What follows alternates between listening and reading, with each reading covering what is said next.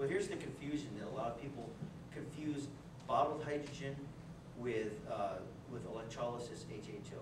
And they are not the same thing. There is a car, you've probably known about it, it's a Cobra car that you converted to hydrogen.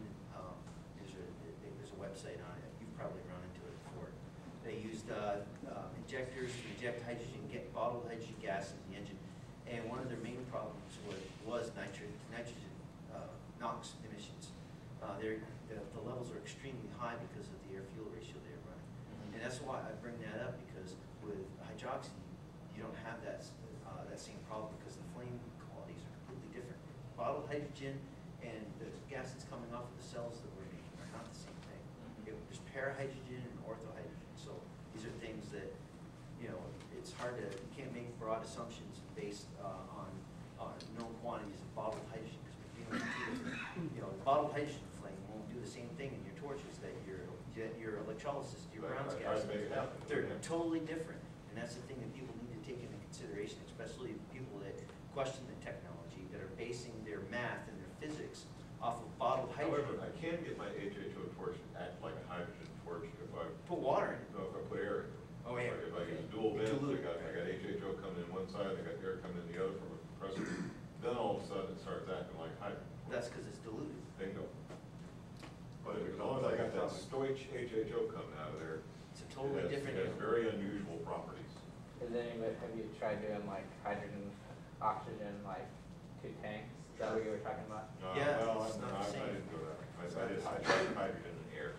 I think I read the same paper that you did, and I thought it was going to be a really interesting paper until I got to the point where they explained their experimental procedures. He's using a bottle of hydrogen, he's using a bottle of oxygen. Okay, at that point I quit reading. Yeah.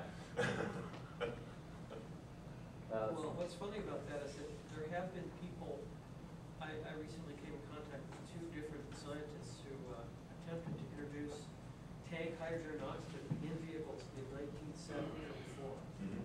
One of them I interviewed on my program, his name is Patrick Underwood. And he and 3 other gentlemen in Paris, California, in 1970, right after New Year's Eve, the next day they got together and decided they were going to start an organization called the Paris Smogless Automobile Association. They started hydrogen boosting, well actually just running they got an old Studebaker, 1940 Studebaker or something, and they had a tank of each. And they were trying to get stoichiometric mix, and it's almost impossible to regulate, it's so easy when you're just electrolyzing water, you automatically get what you're after. But these guys were trying to, and on one occasion they had an explosion of the entire exhaust system. They managed to get it. They got it. In there. We've done it. Well, some of them have done that. Well, there's an Air Force base across the valley, March Air Force Base. And this, he said I can't remember whether he said it was a deflagration or a detonation, but in other words, it caused people all over that valley to call in and say, what's going on? And they completely blew up the... I could do that for us today. I got a cell out there that can do that for us. I already blew up my bubble, so I'm done today. But what was funny, he said by accident they had achieved the right mix to have this super explosion. And, I think he was talking about detonation. yeah. No, that's what I think we got to get around to these internal combustion engines. Is we got to reevaluate. We're not talking about combustion anymore. Now we're talking about detonation. But only when you're dealing with 100% engine, not so much when you're dealing Not with boosting stuff. Boosting is Boosting is different. But you are trying 100% engine, Joe. You did get it to run, and you never did tell me how you got throttle response. It's right, it was right there in the picture. That was the diagram. Exactly what I did. Go to my website. I'm thinking though that every engine has a different volumetric efficiency. It does. Depends on the head shape, piston shape. One might, it's really crucial, with a gas engine, you want to get as much air in as possible. We may not want that. Plus And the computer. in the computer too, yeah. And so.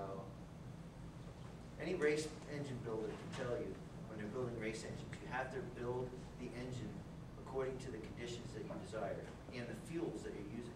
Like an alcohol funny car will have a completely different head and piston design than a regular gasoline engine. So when we're using a new fuel, a different fuel, trying to run engines that were engineered and designed to run a completely different style of fuel. And then we scratch our heads and, blow up our bubblers and wonder, how come this isn't working? Because basically, to get the maximum efficiency and effect that you want, you have to design the engine to conform to the fuel that you're using, which means you have to understand the fuel that you're using. First, you have to define the parameters that Exactly. that you're after. You have to define the parameters. It's noteworthy that when Dad Garrett in Texas in 1934, well, starting in the late 20s, the engine that they were using in their experiments was a particular engine. I can't remember the exact make. It was some funky engine that existed back then, possibly from the teens, or it may have been from the early 20s. But they were using.